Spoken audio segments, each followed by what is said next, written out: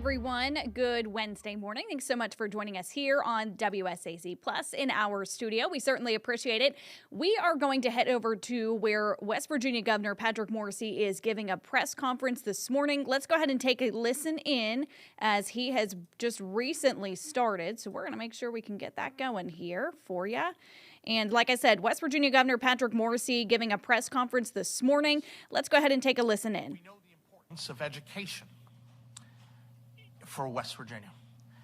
And as your governor, I think you all know, I'm not afraid to face the hard truths. A lot of people, push and pull, and they like to do things the same way they're always been done. I'm challenging people for West Virginia to continue to rise, right? Right now, West Virginia ranks 27th nationally in per pupil spending. That's more than $16,500 per student. I want that to sink in for a minute. That's not an area we're in the bottom in terms of our funding. When adjusted for regional cost, we spend slightly above the national average. Over the last 5 years, the legislature has increased education funding by more than $270 million. Just important for people to know that. Yet, our results are among some of the worst in the country. Only 21% of our 8th graders are proficient in reading. Only 18% are proficient in math. We rank near the bottom in a lot of these categories. We've also seen some real problems across West Virginia. Over 9 different school boards taken over. And we're going to talk about that in a moment. It's unacceptable what's been happening across West Virginia. But I would argue the problem isn't spending, it's how our system is structured and managed. And I think that there's a better way that we can have more accountability for our kids and make sure that our kids are benefiting from all the many dollars that are being spent. I think one of the challenges we have is with our state school board. Our state board of education is unelected and independent from the rest of government. They have very long terms that are set forth under the Constitution, 9 years. That's actually far longer than other states. And I think it makes it harder for that body to be accountable when our students start to falter.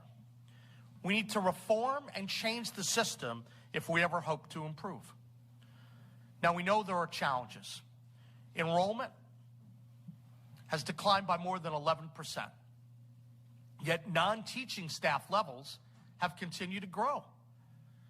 Teachers now make up a smaller share of school employees than they did 2 decades ago. Think about that. The result is too much money in bureaucracy while teacher pay remains too low. That's not acceptable, and it's not sustainable. That's why we're putting a lot of energy into initiatives this year, and we're going to have a big announcement today. We're advancing an education-first agenda that's going to put kids out in front. We're looking out for our kids. That's top of line. We're looking out for teachers, and we want to put West Virginia on a level playing field with the rest of the country.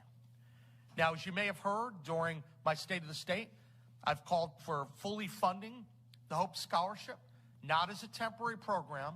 We're building it into the budget so that the dollars can't just be accessed during surplus. That's what's been happening. Now that it's fully funding, we need to get those dollars in there, and I'm going to work hard to make that happen. I'm working to collaborate with the legislature to ensure that that happens. And we want to build it permanently into the baseline.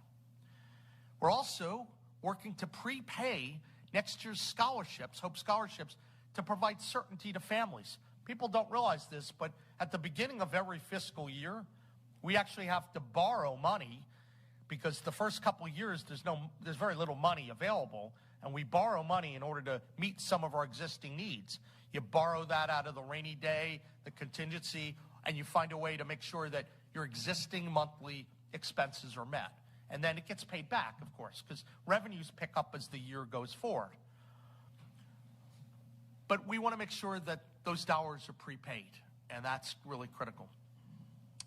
But listen, we have to also be strong on public education. That's critical. And that's why we have a number of initiatives we're proud to work with the legislature on.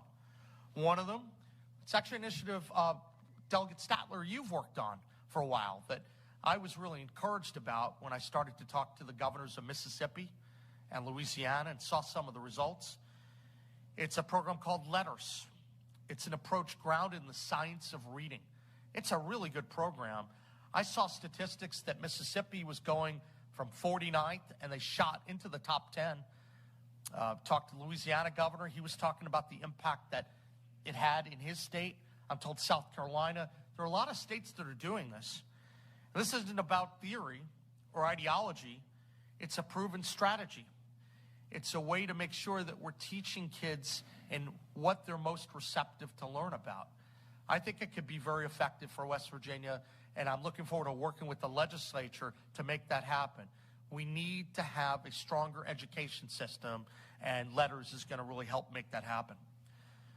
I think you also know that we've put into our budget a 3% pay raise, and that's important as well. That's for all state workers, and that's not just to recruit and retain great teachers, but it's also going to help make life more affordable for everyone out there. When you combine the 3% increase for teachers and what we did on PIA, which we limited it to 3% this year, and remember, the PIA is off a much lower base. Don't believe people that start to conflate those 3%. You do those two things, and you do the tax cut that I'm talking about. Combined, that's going to put a lot more money in people's pocket. That's going to make life more affordable for West Virginians. These are the things that we need to work on. We're also calling for common sense reforms to our truancy laws, because kids can't learn if they're not in the classroom, right? And because kids who are physically active perform better in the classroom, we're advancing legislation to reinstate the presidential fitness test in schools. We want our kids to set real goals, to work hard, and to attain those goals. Finally, we've opted West Virginia into President Trump's Education Freedom Tax Credit. This was in the big, beautiful bill, and it's the first federal school choice program in American history. We're pleased to work with the Trump administration to make that happen.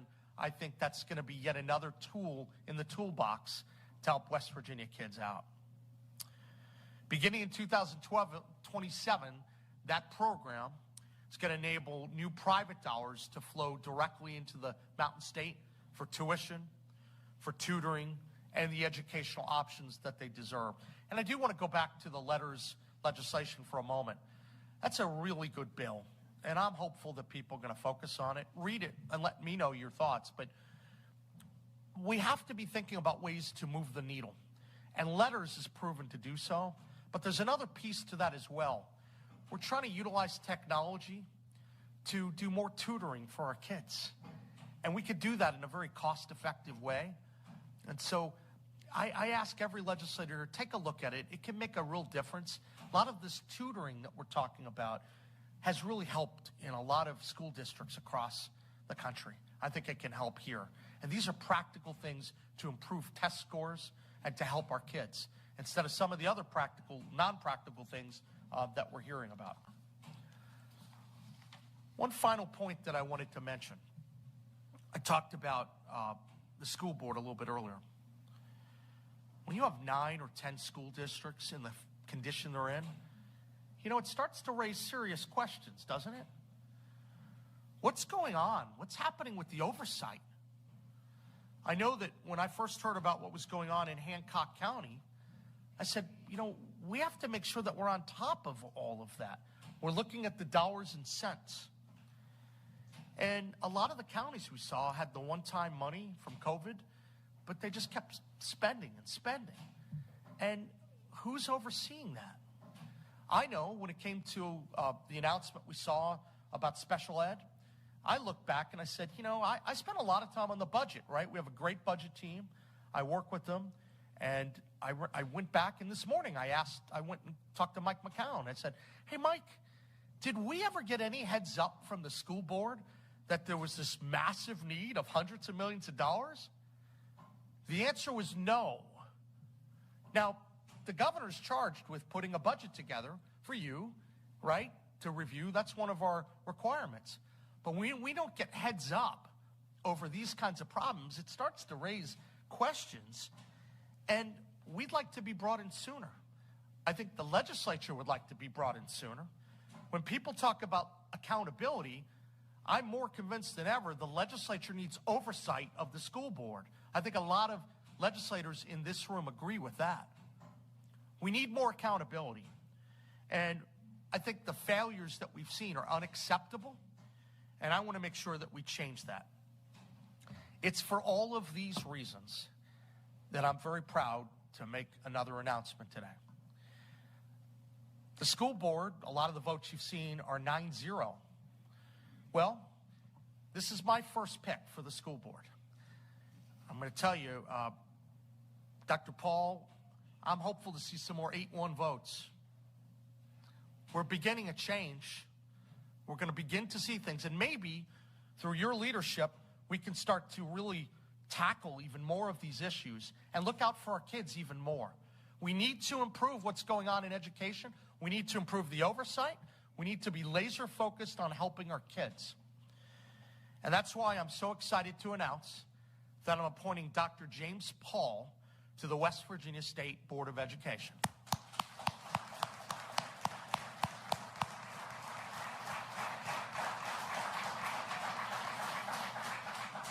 Dr. Paul brings deep experience in education policy, a commitment to accountability, a lot of the issues we've talked about. We talked about that on the phone.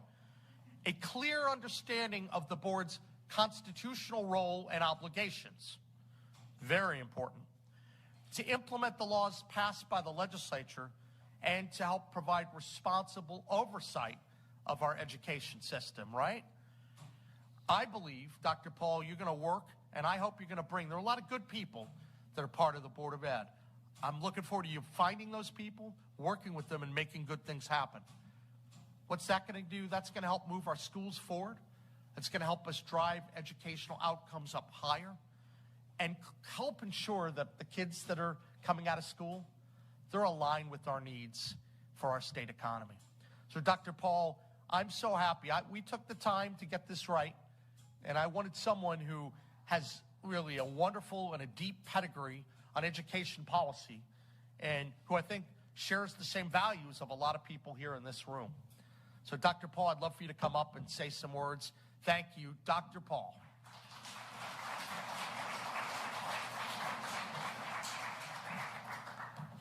Good afternoon. Governor Morrisey, thank you for this appointment. I'm very grateful for your confidence. This is something I don't take lightly. It's a big responsibility. And thank you for your leadership on education and other issues here in the state. I've worked, as you mentioned, I've worked in education policy for quite some time. I've studied educational issues. I've helped launch West Virginia's first public charter schools. And all of these experiences have taught me something very important. People in state capitals, people on boards and commissions, legislators, they don't have all the answers. And they likely never will, but we all still have a very important responsibility. And that is a responsibility to set, when it comes to education, to set a clear vision, to build strong foundations for our students' learnings, to set high standards. And once we've done that, step back, let educators do their work, let families have the power to choose, because it's parents, it's families who ultimately know their kids best and know what works best for their children. Now, having said that, the State Board of Education has a role to play here, a very clear constitutional role, as you mentioned. And it carries out the law that the legislature passes through rulemaking and provides general supervision over the public school system. And I intend to approach that responsibility with a lot of humility and a lot of respect for our democratic system, for how our democracy here in West Virginia is supposed to work. We know that our education system is changing. It has changed a lot in West Virginia, nationally, but especially here in West Virginia. Traditional public schools, as the governor mentioned, have long faced challenges, academic challenges, attainment challenges.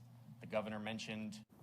All right, so you heard there, that is West Virginia Governor Patrick Morrisey introducing his new appointment to the West Virginia State Board of Education. So Dr. James Paul, Dr. Paul mentioned as he took the podium this morning about his experience in education. He says he's been an advocate for education policy. He also helped to launch the first West Virginia public charter school. So it'll be really interesting knowing his background, what we could see, and his approach to the State Board of Education. He mentioned, families and parents really know what's best for their children, and so we will likely expect to see him at those future Board of Education meetings. The West Virginia State Board of Ed meeting this morning, actually, so we'll probably likely see Dr. Paul at his first meeting in March, likely, and so that was one of Governor Patrick Morrisey's announcements this morning from his press conference. Let's go ahead and talk a little bit about some other headlines, though, that are impacting our region, and I want to pull up some video from last night. This is a story that we have been following, and we actually have a reporter following up on it today. This video taken last night, a really hard story to tell you and share with you this morning, though, but we can tell you Ohio State Highway Patrol says one person is dead and a child was rescued after a car went into the river, into the Ohio River. And so that was a story that we are following this morning. We are working to learn some new details from that. But this is video of that incident last night. First responders getting the call roughly after 9:30 or so. And we can tell you the Meigs County Sheriff's Office says that they got the call in the 300 block of East Main Street in the Pomeroy around 8:40 last night, so just before 9. That car was traveling westbound on East Main Street when it went off to the right side of the road and hit a utility pole. You can tell, check out the ice buildup that's on the river there. That is what first responders were dealing with. They ended up actually rescuing a child from that car. The child, they tell us, was taken to the hospital. At this point in time, though, we don't really have a lot of details. We are still working to learn. And so our reporter, Andrew Colgrove, is actually following up on this today, and he's going to have some updates for us. We know this has obviously been a big story that we have been following. And as far as another big story, the weather certainly being an impact for a lot of people over the last couple of days. We saw the sunshine coming out yesterday, really melted a lot of that snow. So let's go ahead and go to Dylan Godet for an update on the forecast and how long we could see those warmer temperatures for.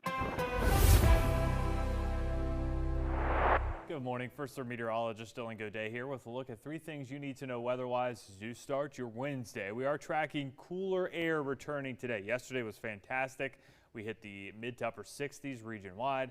Well, today we get a little taste of reality. We're going to continue to melt things away, though, the rest of the week, but the next couple of overnights are going to be back below freezing, so black ice is going to be a concern for Thursday morning, Friday morning, and even Saturday morning. A system on Sunday is expected to bring us widespread rain ahead of mild air pushing in for next week. Futurecast showing cloud cover really is going to be over our northeastern areas today.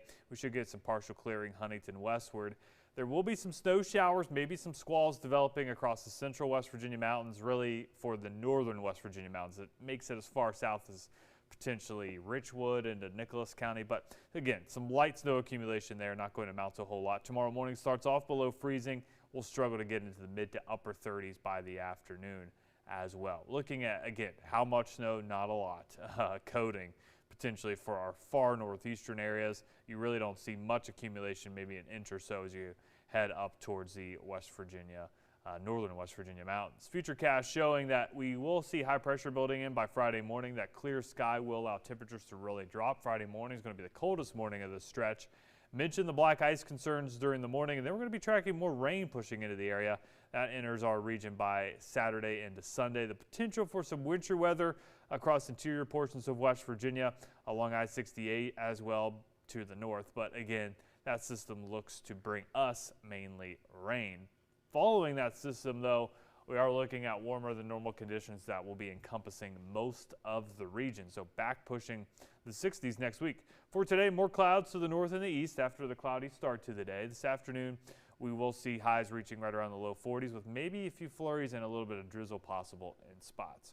Cooler air tomorrow. Notice the morning lows for Thursday, Friday, and Saturday, though, into the 20s. So black ice going to be a concern all 3 of those mornings. Saturday looks nice for Valentine's Day ahead of the rain on Sunday, and then mild temperatures set to return as you head into next week. Stay with the First Alert Weather Team for more updates. All right, so you heard Dylan Goday there giving us an update on what we will likely see with the weather over the next couple of days. Those warmer temperatures, certainly nice to have, but you know, it is causing a bit of problems for a lot of spots. You have to think about the potholes that are already forming in the area, and for plumbers in the area. Let's go ahead and take up some video of that. They say, you know what, we're certainly dealing with just kind of the problems of that. We've had a lot of reports and a lot of customers call about pipes bursting because we've started to see some of those water main breaks. So they say if you do have a problem or worried that you might have one, maybe you haven't had one yet, listening for one may be the trick to do. So sometimes you actually, they say, have to hear it before you see it. So think about this. Mullins Plumbing told us, listen for a hissing noise. You'll hear water running, and then obviously you'll start to hear, hey, I've got a bigger problem than, you know, what I was dealing with. And certainly plumbers are not the only ones that have started to gotten a lot of calls. We took reports of some potholes happening and popping up yesterday. Marley had it in her traffic. And, you know, we saw West Virginia Department of Transportation road crews out and about trying to fix those potholes yesterday, trying to get ahead of them as much as they could. We know that's a big deal for them, and certainly we'll probably likely only see more and more pop up. We did get some reports, some people near exit 6 in Huntington, just off of I-64 in that area, reported yesterday afternoon during the evening commute that they had popped a tire after a pothole. There were about 5 or 10 cars, Marley reported in our traffic. So if you are out and about, certainly be careful. We know those, they look more like craters this time of year, and they can really sneak up on you. So that's some of our headlines that we're following today on this Wednesday morning. We are going to send it back to your regular programming, and certainly we will stay up to date, and we'll have some more information for you. Don't forget, our newscast at noon is streaming here because of the Olympics, so you can catch it on WSAZ+, and we'll see you then. Have a great day.